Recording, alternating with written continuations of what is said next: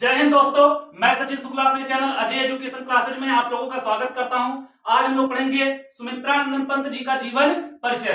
एक गारंटी है, अगर आप लोग अच्छी तरह से यह जीवन परिचय पढ़ लिए और जाके पेपर में लिख दिए तो एग्जाम में खुश होकर आप लोगों को पूरा का पूरा नंबर देके जाएगा, क्योंकि एकदम शॉर्ट तरीके से और बहुत अच्छे अच्छे पॉइंटों को यहाँ पे नोट करके हम जीवन परिचय में लिखे हैं। अगर आप लोग पढ़ोगे तो बहुत जल्दी तैयार भी हो जाएगा और बहुत लंबा भी नहीं है, बहुत छोटे में लिख के चले आओगे। तो ठीक है, आओ चलते हैं, देखते हैं क्या है किसका, सुमित्रानंदन पंत जी का।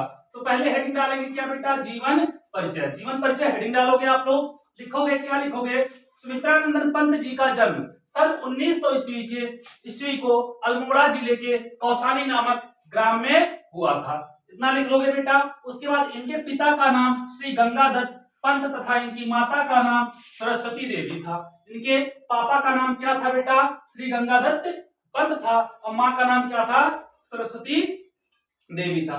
ये अपने माता पिता के सबसे छोटे संतान थे और बेटा इन्होंने संस्कृत, अंग्रेजी, बांग्ला आदि भाषाओं का गहन अध्ययन किया। इतना लिख लोगे, कोई दिक्कत नहीं होगी। इन्हें चिदम्बरा पर भारतीय ज्ञान पीठ पुरस्कार तथा भारत सरकार द्वारा क्या बेटा, इन्हें पद्म भूषण की उपाधि से सम्मानित किया गया।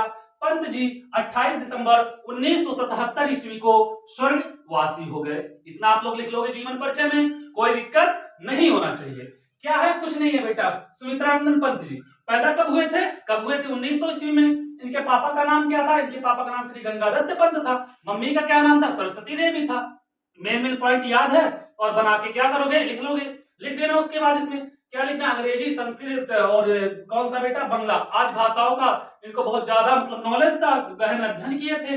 और चिदम्बरा के लिए इन्हें ज्ञानपीठ पुरस्कार मिला था और बेटा भारतीय सरकार द्वारा इन्हें पद्म भूषण से सम्मानित किया गया था। और कब 28 दिसंबर 1977 को ये परलोकवासी हो गए थे। लिख दोगे, कोई दिक्कत नहीं होगी, आराम से लिखोगे, कोई दिक्कत नहीं होगी। मेन टॉपिक याद करना और बना के लिख देना, कोई दिक्कत नहीं होगी। उसके बाद हेडिंग डालना बेटा, साहित्यिक परिचय। साहित्यिक परिचय सबसे बड़ी पॉइंट क्या बेटा है, छायावादी युग की कवि। तो छायावादी युग के प्रतिनिधि कवि सुमित्रानंदन पंत ने कहाँ के थे बेटा, छायावादी युग के थे। तो वहां से आप लोग पॉइंट बना लोगे। छायावादी युग के प्रतिनिधि कवि सुमित्रानंदन पंत ने 7 वर्ष से ही कविता लेखन प्रारंभ कर दिया था। जब वो 7 वर्ष के थे तभी से क्या किए थे, कविता को लिखना शुरू कर दिए थे। तो ये लिख लोगे बेटा। सन 1919 ईस्वी के बाद उनकी काव्य के प्रति रुचि बढ़ गई। 1919 के बाद काव्य के प्रति और ज्यादा इंटरेस्ट दिखाने लगे, उनकी रुचि और बढ़ गई, तो उसमें और ज्यादा मन लगाने लगे। तो क्या हुआ बेटा, पंत जी के काव्य में कोमल और मृदुल भावों के अभिव्यक्ति होने के कारण इन्हें प्रकृति का सुकुमार भी कहा जाने लगा। क्या कहा जाता था बेटा इनको, प्रकृति का सुकुमार कहा जाता था। कोई दिक्कत नहीं होगी। उसके बाद इनकी कृतियां लिख देना, ज्यादा नहीं कृतियां देखो।